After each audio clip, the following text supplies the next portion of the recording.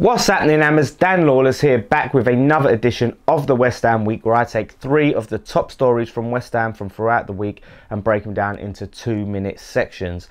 Lots of things to go through this week, lots of stories. It's been a busy week with West Ham. It was hard to just pick 3, so let's get into it. Don't forget to subscribe, leave your comments below. I love to read what you guys think, but without further ado, start the timer now. Carabao Cup, Tottenham 3-2. What a result. What an absolutely brilliant result. Just what we needed at the moment. Just what the lift that we needed. A lot of fans, you know, it was a sort of a down feeling at the club. And beating Spurs away, brilliant. And to come back in such dramatic fashion at 2-0 down, I thought it was all over. And we come back.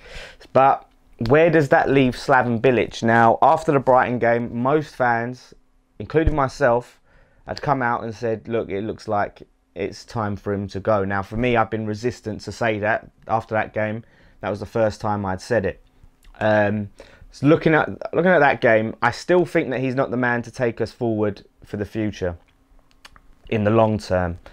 But it's a tricky one. I want to make sure that when we do replace him, we replace him with a much, much better manager who can take us that next level, pushing for Europe on a consistent basis, right? So there's not really anyone out there. You sack Bilic now, who are we going to get in?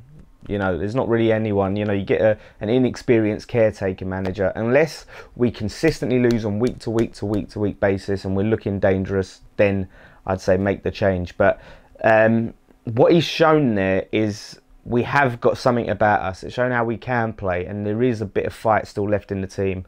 You come out and said part of it was the manager's words at half time that inspired him to go out and get that win, which is promising.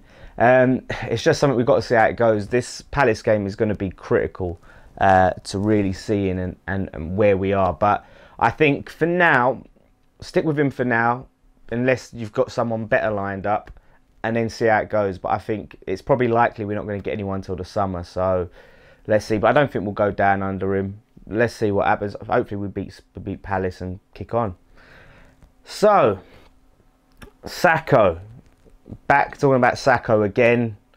Just after last week talking about his back injury, he's come out and he's done an interview with some sort of French news thing or whatever, saying that he still wants to leave the club. Nothing's changed. He basically wants just a change of scenery, nothing against the fans, all of that. He just wants to leave, which it's a tricky one. Yep, I respect your honesty. That's all well and good. You want to leave, fine. But I just hate it when they're still at the club. Why are you going public? You're still a West Ham player.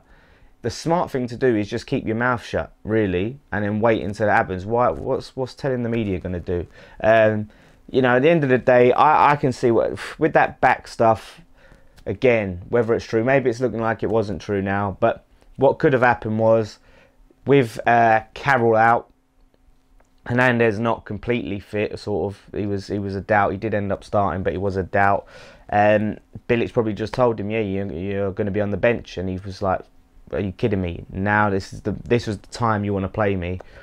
He's been scoring goals, so maybe that was it. That he just had enough. You can tell him and the manager don't get on, and he just thought his time's up. He did say that he did have permission to go and get that Ren medical, which I'd believe him over the board, really. No offence to board. Oh, well, I don't care. But, yeah, I'd believe him over the board. But, yeah, and so in January, he wants out. So if he wants out, go. But it's very short-sighted because he don't know he's going to get that move. For him, the best thing to do is to try and play as much football for West Ham as possible. If that's a sub, then be a sub, because then if he's banging in goals, things like that, he's going to have better clubs come in for him, offering better wages at the end of the day.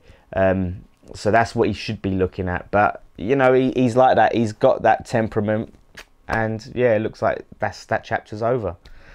Finally, this was very interesting news to me. To me, I took this as good news. So it depends how you take it.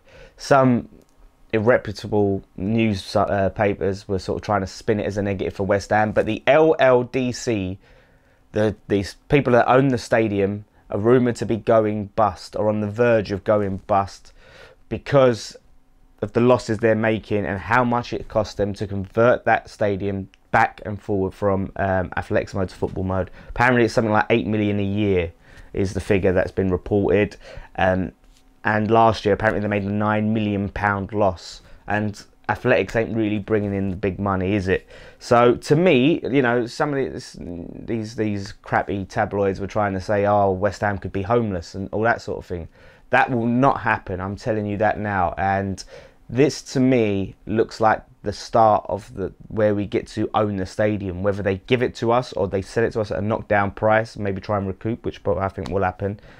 We can finally get to own that stadium, which will only be a good thing. You know, getting out of it, they're talking about different solutions. One, which is a non-starter, is us paying more rent. We've got that lease at 2 million, 2.5 million for 99 years. Not happening. They're talking about changing the seating, the retractable seating, so to make it easier to, to go in and out basically from athletics mode, so it'll be cheaper, but that will cost 100 million and it will take a lot of time. That won't happen. So I can't see it happening, to be honest. I think this could be the start of when we finally own the stadium.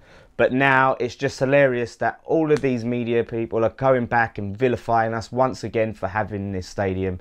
And what they don't realise is, without us, what would that stadium be doing now? It'd be losing even more money. No one cares about athletics. At the end of the day, the athletics are upset because they're losing out on the stadium. There would be no legacy without West Ham United, because that stadium would become what they call a white elephant, and it would not be making any money. And at the end of the day, talk about taxpayers. 58,000 taxpayers every week benefit from that stadium.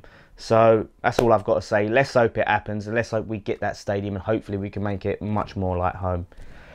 So yeah, went a little bit over there on the 2 minutes for a one-off time there. Just that's a lot I had to get off my chest about the stadium. I'd like to do maybe a video on its own, just a separate video about that. But yeah, I just had to sort of go over there and touch on those points. So leave your comments below. Let me know what you guys think. But yeah, I might do its own video on the stadium. We'll see. But yeah, I hope you guys enjoyed it this week.